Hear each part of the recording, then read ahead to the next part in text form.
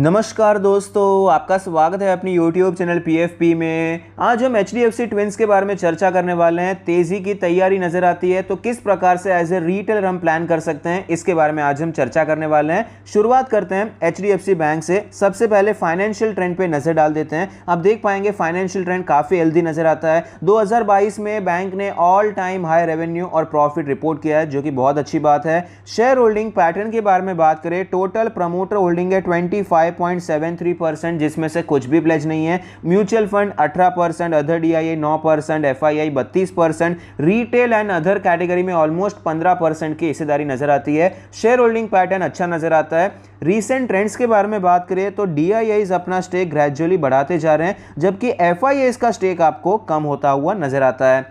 Valuation के बारे में बात करें, PE रेशियो 21 है, जो कि सेक्टर के साथ ही चल रहा है। प्राइस टू बुक रेशियो देखना ज्यादा इंपॉर्टेंट होता है बैंक के केस में। 3.3 का प्राइस टू बुक रेशियो है, जो कि क्लियरली सेक्टर के मुकाबले आपको प्रीमियम पे नजर आता है। ऑलमोस्ट 50% प्रीमियम पे चलता हुआ नजर आता है। स्टॉक के चार्ट पर हमें क्लियरली पता चलता है 1700 के लेवल से स्टॉक में हमें गिरावट देखने को मिली है। 1300 पे सपोर्ट लिया, एक अच्छी रैली देखने को मिली। मर्जर की न्यूज़ आई थी, स्टॉक वापस 1700 तक पहुंच गया, लेकिन वापस आपको गिरावट देखने को मिली। इनफैक्ट 1300 का लेवल भी तोड़ दिया था, लेकिन अच्छी रिकवरी आ गई। यहाँ पर फिलहाल स्टॉक 1500 से रिटर्न होता हुआ नजर आया। 1430 के आसपास सपोर्ट लेकर 1480 के आसपास ट्रेड कर रहा है। अब देख पाएंगे फिलहाल ये स्टॉक अपने सारे मूविंग एवरेज के ऊपर है। डेली RSI 58 का लेवल है। RSI को देखकर बहुत ज्यादा स्ट्रेंथ तो दिखाई नहीं पड़ती है, लेकिन बहुत ज्यादा वीकनेस भी नजर नहीं आती है। डेली चार्ट पे इंपॉर्टेंट लेवल्स के बारे में बात करें तो सबसे पहले रेजिस्टेंस मार्क कर लेते हैं। यहां पर आप देख पाएंगे पिछले कुछ दिनों से 1490 का लेवल एज ए रेजिस्टेंस देखने को मिल रहा है। सपोर्ट के बारे में बात करें तो यहां पर डेली चार्ट पे 1425 के आसपास एक इंपॉर्टेंट सपोर्ट है। ये इंपॉर्टेंट सपोर्ट इसीलिए है क्योंकि यहीं से आपको एक बहुत ही बड़ा अच्छा ब्रेकआउट देखने को मिला, और रेजिस्टेंस 1490 का लेवल इसलिए मैं आपको बता रहा हूं क्योंकि आप देख पाएंगे ये गिरावट हुई, फिर एक बाउंस देखने को मिला। यहां पर ब्रेकआउट हुआ था, एक्सपेक्टेड था एक बाउंस देखने को मिलेगा। जिस लेवल से ये रिटर्न हो रहा है उसी लेवल पे पिछले 3-4 दिनों से आपको ये रेजिस्टेंस लेता हुआ नजर आता है। तो डेली चार्ट पे ये लेवल हमारे लिए इंपॉर्टेंट हो जाता है। वीकली चार्ट पे चलते हैं। वीकली चार्ट पे सपोर्ट तो सेम है 1425 का लेवल, लेकिन रेजिस्टेंस आपको थोड़ा सा ऊपर शिफ्ट होता हुआ नजर आएगा। रेजिस्टेंस अप्रोक्सीमेटली 1520 के आसपास नजर आता है। यहां पर इसने हाई लगाया था, पहले भी आप देख पाएंगे एक स्ट्रॉन्ग रेजिस्टेंस की तरह ये लेवल आपको पास्ट में भी नजर आया है। मंथली चार्ट पे चलते हैं। मंथली चार्ट पे आप देख पाएंगे फिलहाल यहां पर जो सपोर्ट है वो तो आपको सेम ही नजर आता है, क्योंकि एक स्ट्रॉन्ग ब्रेकआउट देखने को मिला है। पहले भी 1400 का लेवल काफी ज्यादा अच्छे सपोर्ट की तरह नजर आया था। 2 महीने यहां पर इसने कोशिश की नीचे के लेवल से ऊपर आने की, और एक अच्छा ब्रेकआउट यहां पर आपको देखने को मिला। तो ये 1400 1425 का जोन मंथली चार्ट पे भी नजर आता है। रेजिस्टेंस के बारे में बात करें, रेजिस्टेंस यहां पर थोड़ा सा ऊपर शिफ्ट होता हुआ नजर आएगा। अप्रोक्सीमेटली 1600 का लेवल स्ट्रॉन्ग रेजिस्टेंस की तरह दिखाई पड़ता है, क्योंकि इसके ऊपर कभी भी मंथली कैंडल क्लोज नहीं हो पाई है। तो मंथली कैंडल के हिसाब से, मंथली चार्ट के हिसाब से 1600 का लेवल एक इंपॉर्टेंट रेजिस्टेंस है। तो यहां पर किस प्रकार से हमारी प्लानिंग हो सकती है? फिलहाल स्टॉक में स्ट्रेंथ है, उसमें कोई डाउट नहीं है।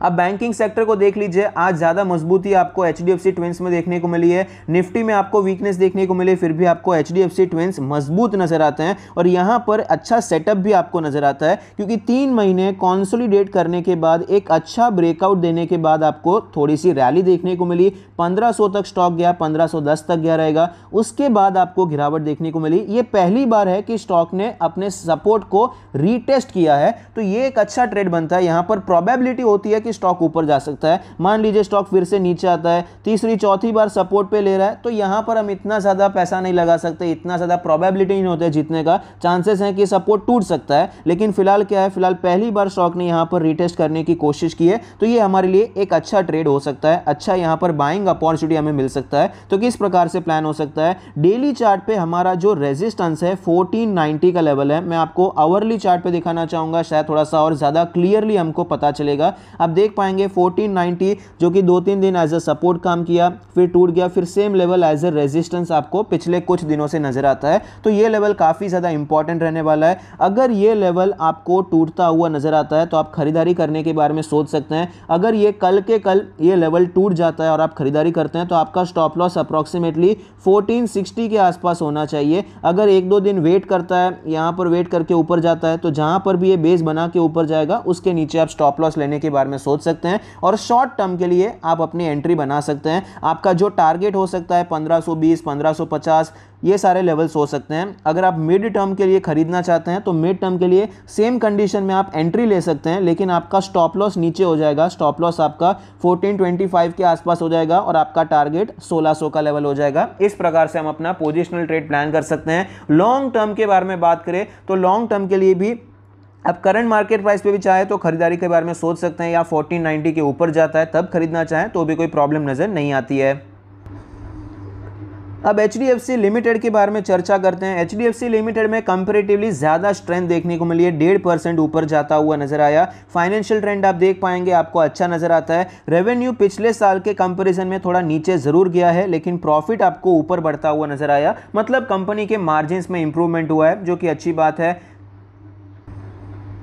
शेयर होल्डिंग पैटर्न के बारे में बात करें, टोटल प्रमोटर होल्डिंग 0 है, mutual fund 12%, other DIA 9%, FIA 67%, retail category में 11% की हिस्सेदारी है। Overall share holding pattern decent नजर आता है। यहां पर रीसेंट ट्रेंड के बारे में बात करें तो same mutual fund mutual fund और DIS का स्टेक बढ़ता जा रहा है, लेकिन FIS का स्टेक आपको कम होता हुआ नजर आता है। पिछले 1-8 साल से एक्चुअली बैंकिंग में थोड़ा बहुत आपको FIS का स्टेक कम ही होता हुआ नजर आया। इन जनरल में बात कर रहा हूं, क्योंकि FIS सेलिंग कर रहे थे। FIS का स्टेक ज्यादातर आपको बैंकिंग में नजर आता है, क्योंकि RBI के रेगुलेशंस के हिसाब से प्रमोटर बहुत ज्यादा होल्डिंग नहीं रख सकते, उनका कुछ 26% के आसपास ही रख सकते हैं। तो FIS को ज्यादा स्कोप मिल जाता है वहां पर निवेश करने का, ज्यादा स्पेस मिल जाता है, तो इसीलिए वहां पर होल्डिंग जनरली ज्यादा आपको नजर आती है।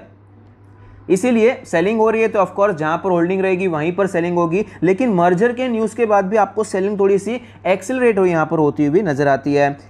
वैल्यूएशन के बारे में बात करें, 19 का P रेशियो, जबकि सेक्टर का 21 है। प्राइस टू बुक रेशियो भी सेक्टर के साथ ही चल रहा है। ओवरऑल वैल्यूएशन बहुत ज्यादा महंगा नहीं है, क्योंकि कंपनी का साइज बहुत बड़ा हो चुका है, तो ग्रोथ की अपॉर्चुनिटीज ऑफ कोर्स कंपैरेटिवली कम हो जाती है। 10,000 करोड़ का बिजनेस है, 5,000 करोड़ का है, उसको डबल करना कंपैरेटिवली ईजी है। अगर आप 2 लाख करोड़ का बिजनेस डबल करना चाहते हैं तो उसमें ऑफ कोर्स आपको ज्यादा मेहनत लगती है, तो इस हिसाब से ग्रोथ अपॉर्चुनिटीज थोड़ी कम हो जाती है। तो वैल्यूएशन भी एक्सट्रीम प्रीमियम साइड पे नहीं है, स्लाइटली आपको डिसेंट वैल्यूएशन, स्लाइटली प्रीमियम ही नजर आता है। स्टॉक के चार्ट पर हमें क्लियरली नजर आता है 3000 के लेवल से स्टॉक में गिरावट देखने को मिली। स्टॉक हमें 2100 तक आता हुआ नजर आया, अच्छा बाउंस बैक आया, जिस प्रकार से HDFC बैंक में आया सेम मूवमेंट आपको यहां पर देखने को मिला है। आप देख पाएंगे फिलहाल ये स्टॉक हमें 2400 के ऊपर नजर आता है, अपने सारे मूविंग एवरेज के ऊपर है। डेली RSI 57 है, ना ही बहुत ज्यादा स्ट्रॉन्ग है ना ही बहुत ज्यादा वीक है। डेली चार्ट पे इंपॉर्टेंट लेवल्स के बारे में बात करें, जो सपोर्ट है जहां से स्टॉक रिटर्न हुआ है 2350 का लेवल। रेजिस्टेंस के बारे में बात करें, अप्रॉक्सीमेटली 2450 के आसपास का रेजिस्टेंस हमें नजर आता है। सेम लॉजिक जिस हिसाब से हमने HDFC बैंक में देखा।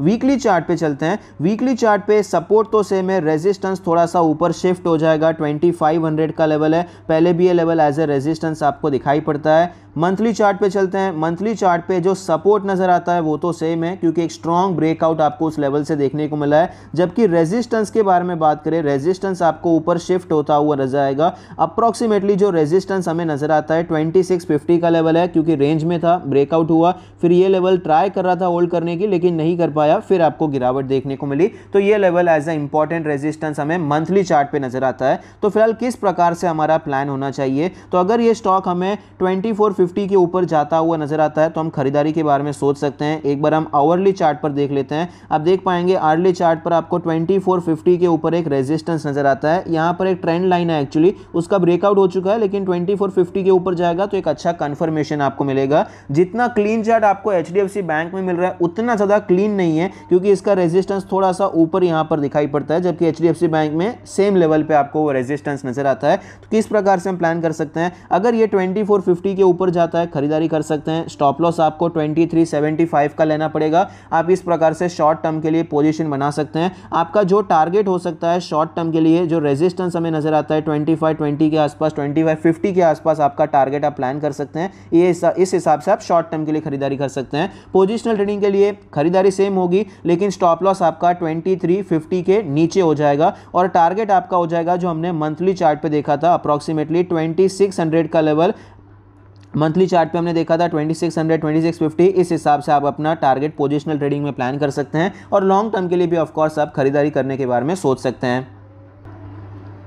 एक और चीज़ मैं आपके साथ शेयर करना चाहूँगा, HDFC बैंक में मैंने आपको जो बताया 1490 के ऊपर हम खरीदारी कर सकते हैं, वो मैंने एक्चुअली कल ही स्टडी किया था और अलर्ट भी लगा के रखा था कि 1490 जाएगा तो अलर्ट आ जाएगा। अलर्ट आया भी था, लेकिन वहाँ पर मैंने खरीदारी नहीं की थी क्योंकि निफ्टी में आपको स्ट्रेंथ दिखाई नहीं पड़ रही थी। निफ्टी एक्चुअली वीक होता हुआ नजर आता था। निफ्टी का ये आवरली चार्ट आपके सामने है, आप देख पाएंगे किस प्रकार से मोमेंटम देखने को मिला। शुरुआत में गिरावट हुई, ये जो रैली आई उसमें HDFC बैंक ने 1490 टच किया, लेकिन तुरंत ही आपको निफ्टी नीचे आता हुआ नजर आया। रिलायंस की वजह से निफ्टी वीक है, तो इस हिसाब से हम अपना प्लान कर सकते हैं। देखिए निफ्टी अगर नीचे जा रहा है, आप निफ्टी के एक बहुत बड़े स्टॉक में, मतलब HDFC बैंक का तो वेटेज भी काफी अच्छा है, 10% है, तो यहां पर कॉन्ट्राडिक्टरी हो जाता है। निफ्टी में गिरावट के अंदेशे हैं और मतलब गिरावट हमें होती हुई नजर आती है और HDFC बैंक में आप बुलिश होने की कोशिश करेंगे तो वहां पर जो प्रोबेबिलिटी ऑफ प्रॉफिट है, जीतने के चांसेस वो थोड़े कम हो जाते हैं और स्टॉप लॉस हिट होने के चांसेस बढ़ जाएंगे। तो किस प्रकार से हम अपना प्लान कर सकते हैं, अगर निफ्टी भी 17,600 के ऊपर चला जाता है तो हम ज़्यादा यहां पर कॉन्फिडेंस के साथ खरीदारी के बारे में सोच सकते हैं। तो ही आपको वहां पर प्लान करने के बारे में सोचना चाहिए,